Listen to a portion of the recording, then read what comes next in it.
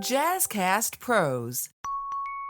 Hey, do you have 15 minutes to talk about your mental health and building healthier relationships? Well, I'm glad you do, because that is about how long this podcast is. Welcome to Healthy Illness Podcast. I am your host, Calie Marie, and this week we are talking about triggers, activations, and PTSD. Does someone have to go to war in order to have a PTSD diagnosis? As you know, I am a peer who has lived my life, right, with an understanding of my own mental health conditions and a drive and determination to better understand myself, to better understand mental health as a spectrum and way of living similar to physical health. And I use my background, my education, and my experiences to help you and myself build healthier relationships while living with mental health conditions. I want to, before we dive deep into this topic, just remind you to head over to the Front Seat Life website, frontseatlife.com, sign up for updates so that you get all information regarding our monthly mindfulness event, Mindful AF. We spend 1 hour on the first Monday of every month, 7 p.m. Eastern Time, in a space that allows us to just be. I lead you through some mindfulness practices that you can use immediately following your Mindful AF session. And it's a great community of folks gathering to just be present, to just reflect, to just be healers and givers in a space where you don't have to heal and give others. You can heal and give to yourself. So frontseatlife.com, head over there. You can sign up for Mindful AF. You can also sign up for updates from Front Seat Life. That's me, Calie Marie, founder of Front Seat Life LLC and host of the Healthy Illness Podcast. And so this week we are talking about recovering from PTSD and whether or not you actually have to have gone to war in order to have a diagnosis of PTSD.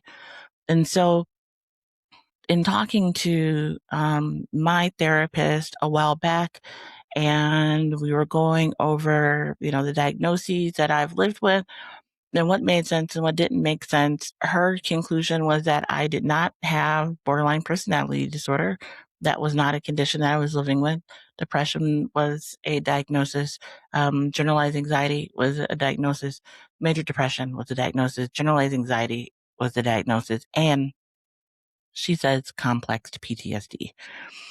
And so I know that one does not have to go to war, but often when we hear PTSD, we hear it in conversations around veterans and military personnel returning back from service having PTSD, post-traumatic stress disorder. And so what we are beginning to hear, what I'm beginning to hear, and what friends and folks in the mental health spaces, like community people, not the professionals, because I'm not one. I'm just a peer out here sharing my life with you. But what is happening in the community space around mental health is more folks being diagnosed with PTSD. And so I thought it made sense because, 2 episodes ago, we talked about activations, and I used the T word trigger and corrected that to activations, because there is a difference between how you live in your day-to-day life and how someone may activate a sensitive space within you and actually being triggered with respect to a mental health disorder or mental illness.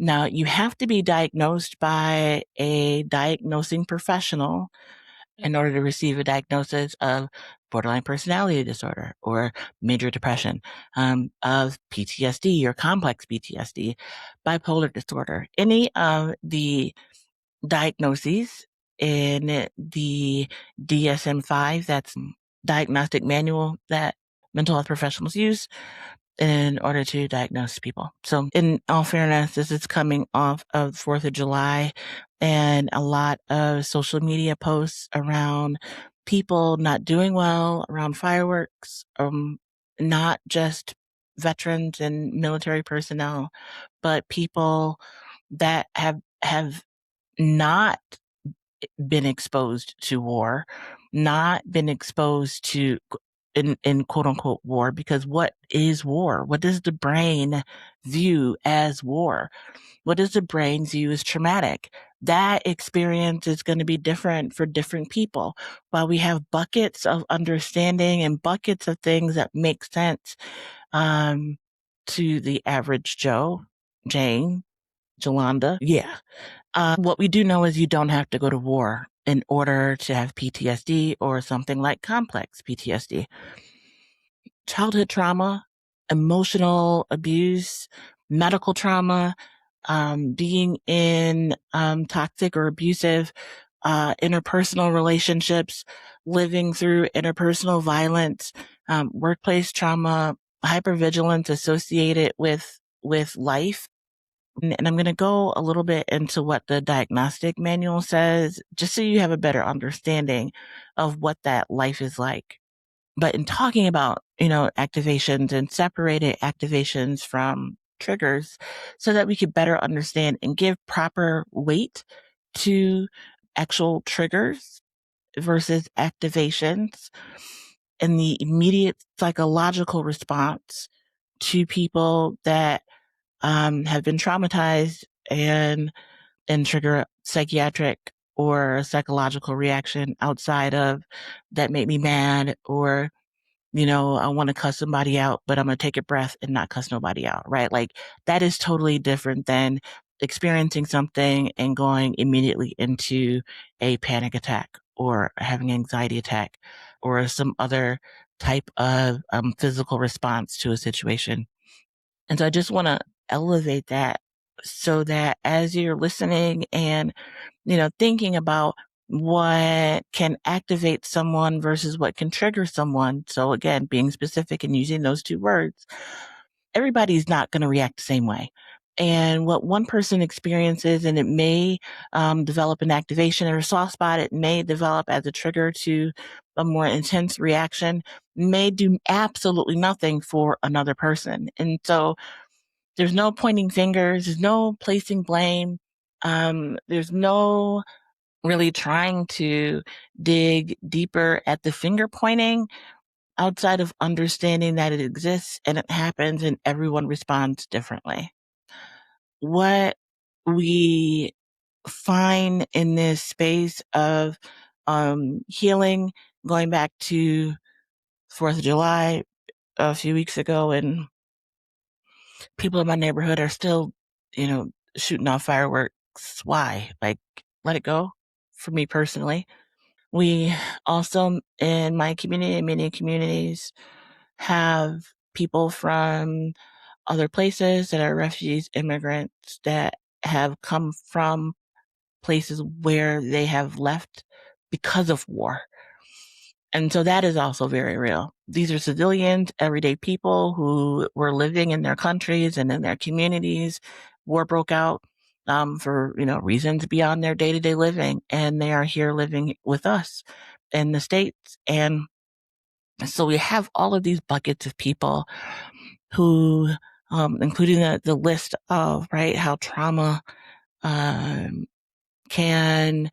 have the same impact as someone who has lived through a war, either as a military professional or as a civilian, and living with this diagnosis. And speaking from this, peer perspective of what is war, people living in communities where there is gun violence, and so you may hear gunshots or sirens going off, yelling and fighting. Those are also the types of things that may produce activations or produce soft spots that can be activated, and traumatizations that can be triggers. And so in this space of understanding the difference between being diagnosed and what it means to be be diagnosed as post-traumatic stress disorder, and, really trying to just better understand yourself and work through some activation spaces that may not be on the scale of a trigger. There are a couple of things that the mental health professionals, medical professionals will use to help diagnose you. One is exposure. So have you been directly exposed to an event? You witnessed the event as it happened to other people? Learning about traumatic events that happened to a close family member or friend, the death of a family member or friend due to violent or traumatic methods, whether accidental or intentional. And then experiencing repeated or extreme exposure to the details of traumatic events. So you could be traumatized by being a first responder, collecting human remains, or police officers were repeatedly being exposed to instances of child abuse, right? Like they are there to help, but in that helping, they're doing their jobs and they're witnessing and being exposed repeatedly to something that, perhaps one or two times it would not and was not traumatic, 15 times may not have been traumatic, but perhaps over the lifetime of their career, right? Or, in the span of a few months or a few years, depending upon the type of experiences that professional or first responder is having. The other thing that you have to have, it has to be intrusive. Like, so the experience and the time after the event, you have to have intrusive reactions. And so disassociation, prolonged psychological distress, um, something that I thought would be great to be able to just touch on so that you understand the difference between the two. And so again, check out the episode 2 episodes ago, where I talked about activations. I do use the word trigger, but I do mean activations in that space. And the difference between actual triggers and the visceral response that a person can have to life situations and traumatic events. And so if you're living in this space, my hope for you is that you're able to find some peace, that you're able to use some of the tools that are out there. A lot of folks that live with PTSD tend to stay busy so that their minds are not focused on the traumatic events. And they cope in many different ways. And so, again, everyone that stays busy is not staying busy because they are avoiding triggers, right? Again, my encouragement, if you are wondering if you fit into this space, is to seek assistance and find out, work with a medical professional who does diagnosing and is comfortable doing diagnosing of psychiatric issues and disorders for adults. Then a good place to start is your primary care physician, and they can make recommendations to mental health professionals. You can also go to online resources and check ratings of people. You can tap into social media. Be careful, be careful, be careful, be careful in using social media as a bellwether, as your tester for whether or not someone has the credentials to be a mental health professional. So, for example, in the US, we can't use words, especially in New York State, we can't use words like therapist, but anything that would lead someone to believe you are licensed by New York State to be able to provide mental health services, whereas other places don't have those same rules around words that you can use to describe yourself. And so someone may be calling them a therapist, themselves a therapist. They may be calling themselves, Dr. So and so, but they're, doctorate in horticulture, but they still have that PhD. And now they're trying to diagnose you with mental health, you know. So be careful when going online and consulting social media that, people actually have the credentials that they need in order to be able to best serve you.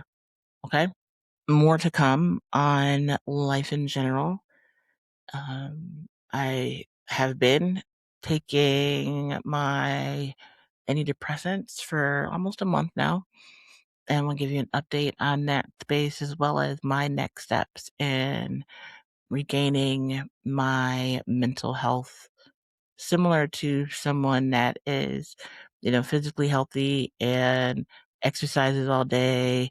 I am mentally healthy, even though I have diagnoses. I'm generally healthy, and needed to take antidepressants because I could see the signs and the symptoms. I could see down the road what was going to happen if I did not put the brakes on this thing and implement another tool in my toolbox. So more to come on that. Big congratulations to Calie, who is going back to Calie, graduated from high school and is going to San Diego State University.